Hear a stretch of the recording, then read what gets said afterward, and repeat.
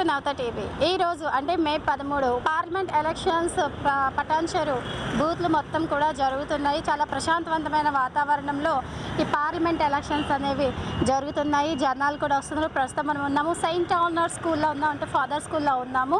So ఇక్కడ ఓట్ల elections ఏ విధంగా జరుగుతున్నాయో ఓటర్లను అడిగి తెలుసుకునే ప్రయత్నం చేద్దాం. నమస్తే అండి, మీ పేరు? నా పేరు శివరాజమ్మ.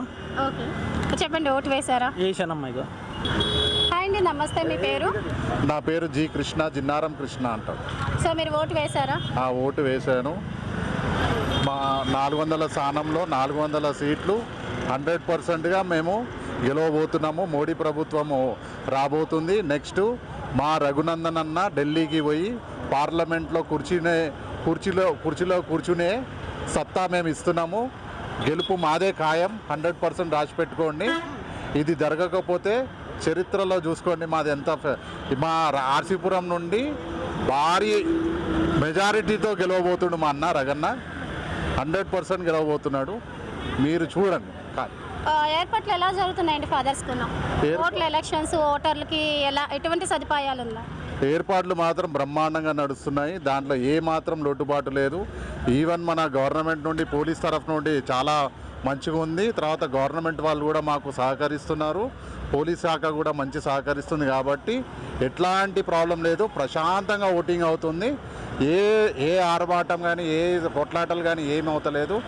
ఎవరి ఓటు వాళ్ళు వినించుకుంటున్నారు. కంపల్సరీ ప్రతి ఒక్కరిని అడిగినా కూడా కమలం గుర్తుకే మన ఓటు, బీజేపీకే ఈసారి మన ఓటు అని ప్రతి ఒక్క ఓటర్ వాళ్ళు 100% ఇస్తున్నారు. కాబట్టి మేము గెలిచిపోయాము. సో కాంగ్రెస్ ఒక ఛాన్స్ అంటున్నారు కదా, దీని మీద మీరేమంటారు? కాంగ్రెస్కి ఆల్రెడీ ఛాన్స్ ఇచ్చేసాము, అయిపోయింది.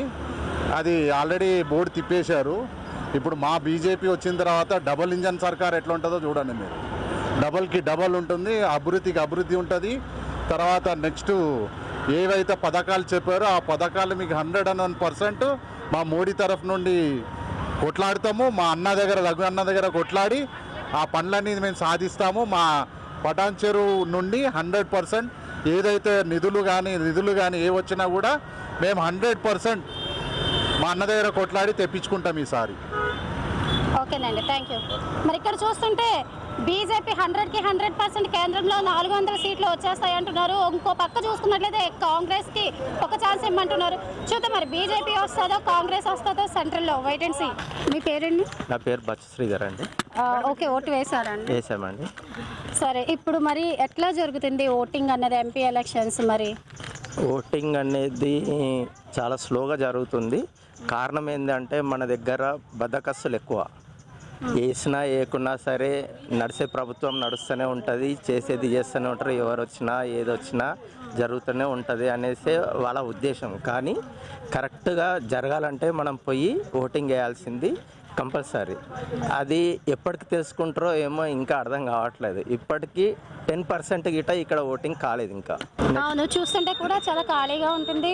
ఇప్పుడు వస్తున్నట్టు కనిపిస్తున్నారు.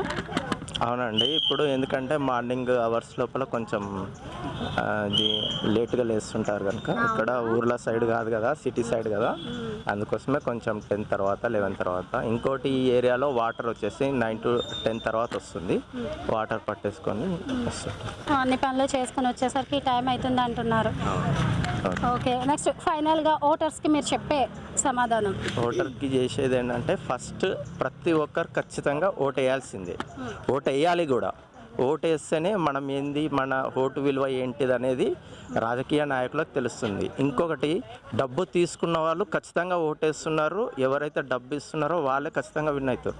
అది కాదు, డబ్బు తీసుకున్న వాళ్ళ దగ్గరికి వెళ్ళి వేసిన వాళ్ళు ఖచ్చితంగా గెలుస్తారనేది నిరూపించాలి ఫస్ట్. ఓకే, ఫైనల్గా డబ్బు తీసుకున్నా తీసుకోకపోయినా డబ్బు తీసుకున్న వాళ్ళు మాత్రం ఖచ్చితంగా ఓటేస్తున్నారు. ఎందుకంటే డబ్బు తీసుకుపోయిన ఓటు అన్నది మీ హక్కు. కాబట్టి మీ ఓటుని ప్రజాస్వామ్యంలో మీరు మంచికి వినియోగించుకోవాలని చెప్తున్నారు. మరి సో ఓటు అన్నది మనందరి హక్కు కూడా. ఓటు వేయండి, ప్రజాస్వామ్యాన్ని, ప్రజానాయకుడిని, మనకి మంచి చేసే నాయకుడిని ఎంచుకోండి.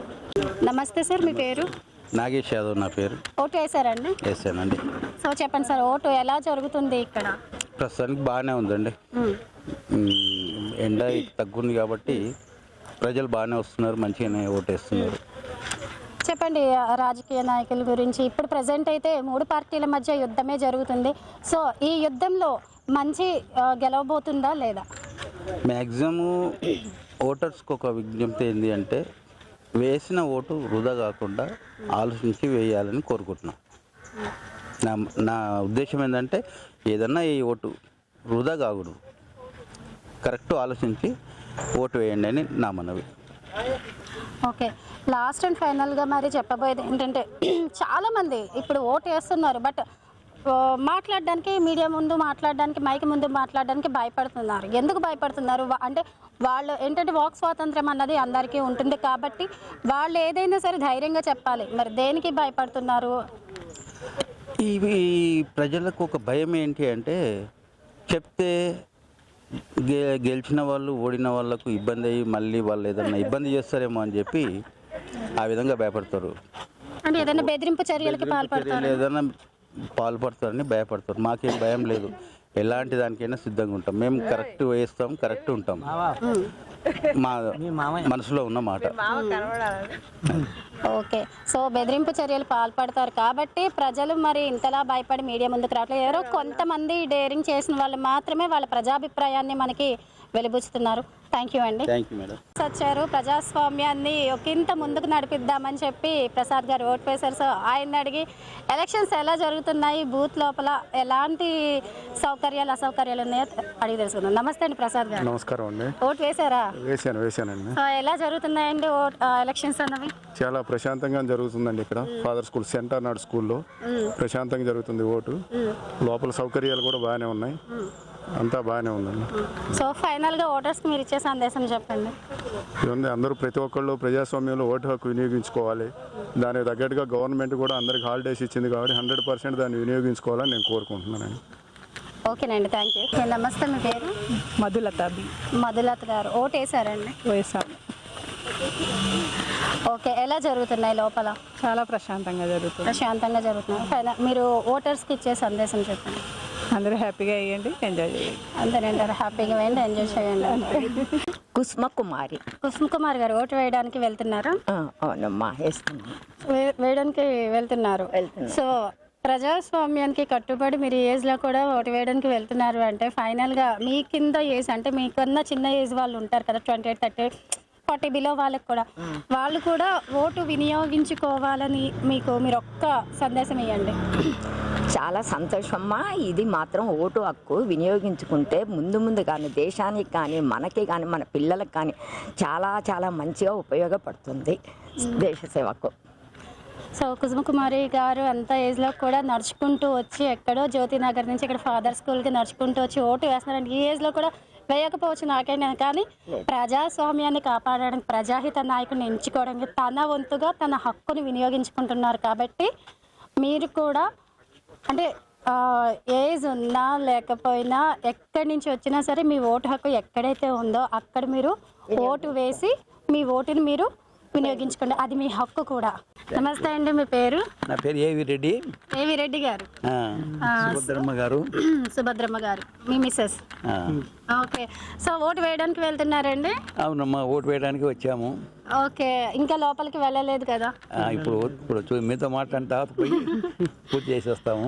ఓకే, సో మీరు ఓటర్స్ అందరికీ కూడా మీరు ఇచ్చే సలహా సందేశాలు అంటే అందరూ కంపల్సరిగా ఓటేస్తే మన రాజ్యాంగానికి న్యాయం చేసినట్టుగా ఉంటుంది కాబట్టి ప్రతి ఒక్కరూ ఎంత కష్టమైనా నిష్టమైనా వచ్చి వాళ్ళ ఓటును వినియోగించుకుంటే భారతదేశ చరిత్రలో ఒక అధ్యాయంగా ఉంటుందని మా ఉద్దేశం. థ్యాంక్ యూ అండి, థ్యాంక్ యూ. మీ పేరు చెప్పండి. జ్యోతి నా పేరు. ఓటు వేసారా? వేసామండి. సో ఫైనల్గా ఓటర్స్కి మీరు ఇచ్చే సలహా? మంచి నాయకుల్ని ఎన్నుకోవాలి, అంతే. ప్రజలకి అనుకూలంగా ఉండాలి, అంతే. ఓటు హక్కు ప్రతి ఒక్కరు వినియోగించుకోవాలంటారా? అవునండి, ఎగ్జాక్ట్లీ. ఎందుకు వినియోగించుకో? అది మన హక్కు అండి. ప్రజాస్వామ్యంలో మనకి ఒక ఓటు అంటే ప్రజాస్వామ్యంలో మంచి సరైన నాయకులు ఉంటే జనాలకి బాగా చేస్తారు, ఏ వరకైనా మంచి చేస్తారు అనేసి. అందు గురించి ఓటు హక్కు వినియోగించుకోవాలంటారు. మీ ఓటు హక్కే మీ భవిష్యత్తు. అవునండి, అంతేనండి. డబ్బులు ఇచ్చి ఎవరు ఈ ఓటు వేయొద్దు, మన ప్రజాస్వామ్యం కాబట్టి ప్రతి మనిషికి ఓటు హక్కు ఉంది. ఎందుకు డబ్బులు ఇచ్చి ఎవరికి డబ్బులు ఇచ్చి తీసుకోవద్దు, సరైన డబ్బుతో ఓటు కొనుక్కోవద్దండి. ఓకే, ఏమవుతుంది అట్లా కొనుక్కుంటే? ఇప్పుడు అన్ని ఫ్రీ అంటారు, తర్వాత మనకి ఏమంటే ఫ్రీ అనేసి మనం తీసుకొని మన దగ్గర తీసుకొని వాళ్ళు ఫ్రీ ఇస్తున్నారండి కదా మేడం. అందుకనేసి ఫ్రీ ఏది తీసుకోవద్దు, మన కష్టం ఏదో మనం బతకాలి అంతే. అదంటే ఫ్రీ పథకాలు ఏమీ తీసుకోకుండా ఓటు హక్కుని డబ్బుతో కొనుక్కోకుండా స్వచ్ఛందంగా అంటే మీకు నచ్చిన మీ మనసుకు నచ్చిన నాయకుడిని ఎవరైతే మీకు మీ భవిష్యత్తునికి భరోసా ఇస్తారో వాళ్ళకే ఓటేయమని చెప్తున్నారు జ్యోతి గారు. మంచి సలహా ఇచ్చారు. Thank you. ఓటు హక్కు వినియోగించుకున్న వాళ్ళకే రేపు వాళ్ళు గెలిచాక నిలదీసే హక్కు ఉంటుంది. సో అందరూ ఓటు వేసి మీరు ప్రజాస్వామ్యాన్ని జరిపియండి. అందరినీ మీకు నచ్చిన వాళ్ళకి ఎవరు పడితే వాళ్ళకి కాకుండా మీకు నచ్చిన వాళ్ళకి వాళ్ళు చూసి వాళ్ళ హామీలు అన్నీ చూసి వేయండి. ఎక్కడి నుంచి వచ్చావు? నేను యుఎస్ నుంచి వచ్చాను. యుఎస్ నుంచి. సో సంధ్య అనే అబ్బాయి యుఎస్ నుంచి తన ఓటు హక్కును వినియోగించడానికి వచ్చాడు. సో ఇంత క్లారిటీగా ఉన్నారు యూత్ మొత్తం కూడా. మీరు కూడా ఏంటంటే మీ ఓటు హక్కును మీరు వినియోగించుకోండి. Thank you.